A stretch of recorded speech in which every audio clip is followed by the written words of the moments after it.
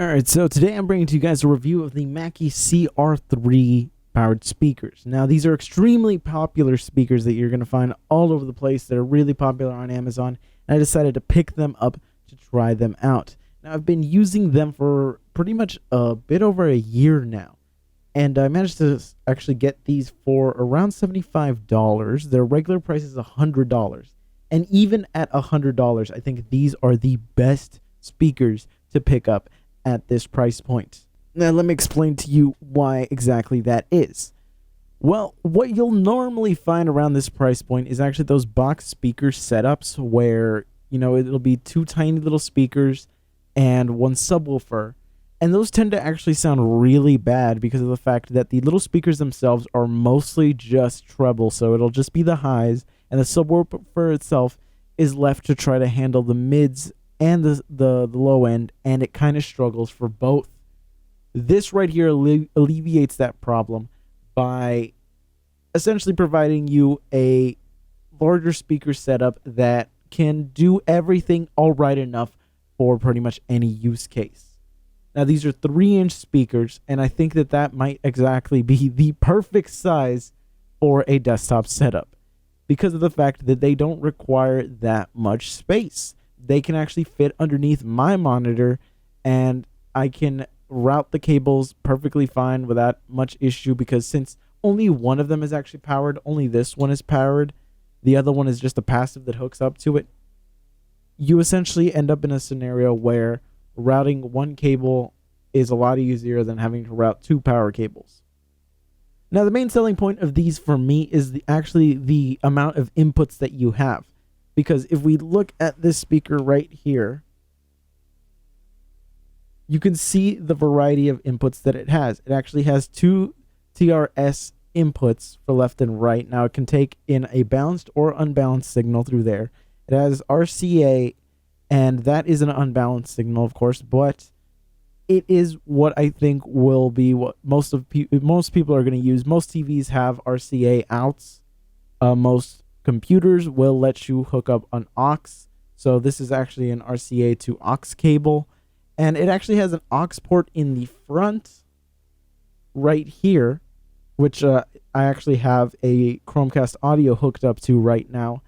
And that is what makes this pretty much the best setup that you could possibly have on your desktop or in your dorm, or really whatever environment you want to use these in.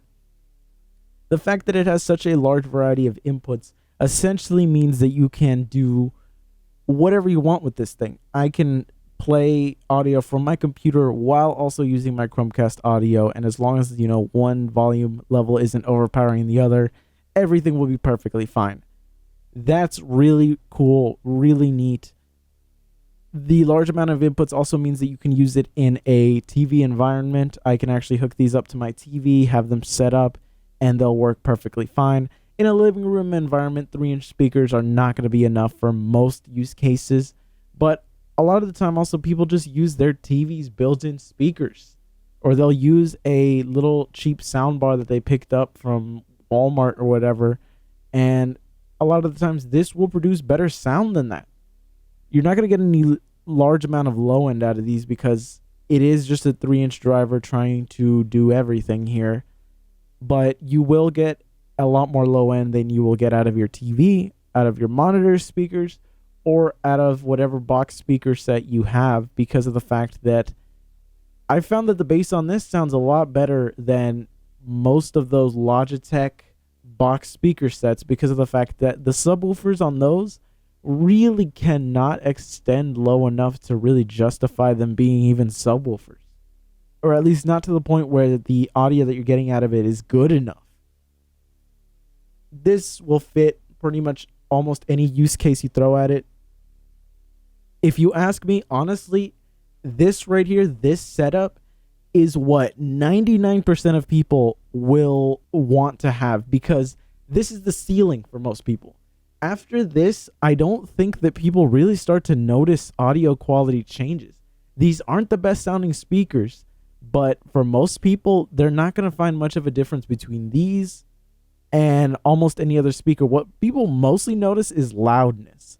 And these being 3-inch speakers aren't going to be extremely loud, but they can fill a room. They can fill a room with sound, especially if the room isn't super large. A large living room will have a lot of trouble with these kinds of speakers. But if you're just in a regular room, if you're in your bedroom or in a dorm or whatever, these will be more than enough to fill the room with sound.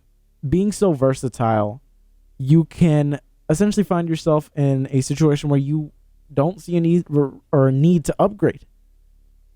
Like I was saying, most people aren't going to find a big difference in terms of audio quality between these and larger speakers besides, loudness. And a lot of people associate loudness with better sound, and that's not necessarily true. But most people aren't going to find out or see a reason why $200, $300, or $400 speakers or even $3,000 speakers sound better than these in most cases. People don't pay attention to the details in sound. Most people aren't there trying to pick out whether or not the mids in one speaker are better than another, or whether or not the bass extended low enough, or whether or not the highs were just, clear enough, or whatever it is that they're trying to hear, whether it's separation in instruments or anything like that. You're not going to get a lot of that out of these, but most people aren't going to be looking for that. What people are going to be looking at is for speakers to play whatever sound they want. And this is going to be such a huge improvement over whatever setup you probably have on your desktop. Yes, they're bigger than those little box speakers, but if you have the right stand for your monitor, these will more than likely fit underneath your monitor. They're small enough for that. You can maybe put them to the sides of your monitor. If you're running a dual monitor setup, it can become kind of an issue, and you're really going to want these underneath the monitors. I use an ultra-wide monitor. I have them underneath them because of the stand that I use is able to elevate it enough that these can fit right under there. In that kind of scenario, these are perfectly fine. Yeah, the ideal setup is that they're at ear level. They make the perfect triangle. But I mean, honestly, look at these things. They're not designed for reference audio listening, and most people aren't going to go for that ideal listening spot. People just want to plop down the speakers on their desk and have everything go. And these will do that just fine. The main issue, honestly, with these is the color scheme. The green right here and the green LED are going to more than likely be a deterrent for people that have a color scheme going on their setup. These are not neutral looking, and I think that's the biggest downside of them. If they were more neutral, we would not be having an issue here. If they were more neutral, they would fit into pretty much any color scheme. You can paint this. You can't get rid of the LED without doing some crazy fuckery with it that you're more than likely not going to go through that effort. Do I recommend them? Yes, I do. If you have a color scheme going that you don't want to ruin, I would say look elsewhere. You can find more neutral speakers. I'm actually getting some of the, what are they called? I think they're like the AV30 speakers. They're very similar to these. They're about $10 cheaper, regular price. I'm actually having them come in. I'm going to try them out. Those are completely black. Those, if they can do what these do, might be the recommendation because neutral color scheme. Mackie likes to do the whole green on their products. They actually sell a version of these. It's actually the 4-inch version, though, that has a white rim and a white LED. It's more expensive. It's like a limited edition thing. I don't know if the 4-inch version of these are worth it, really. I haven't tried them. 4 inches is just going to mean they can output more sound. If they're anything like these, they might be worth it at a price point that they're at. They're around $150. But if you can get them on sale for even $100, I know I've seen them on sale for $100 before. At that price point, just get the 4-inch ones if you have the room. If on your desk setup you can barely fit these in, don't even bother going for the 4-inch ones. Just get these. You're going to be happy with these. I don't think you're going to have much to complain about, really. So all in all, they get my recommendation simply because They fit so many different roles. They can just do everything right. And if you have a TV in your bedroom that needs speakers, these might actually just do the job. Not everybody has enough room for a subwoofer. Not everybody has enough room for large 5-inch speakers, which 5 inches is what I recommend for a living room environment.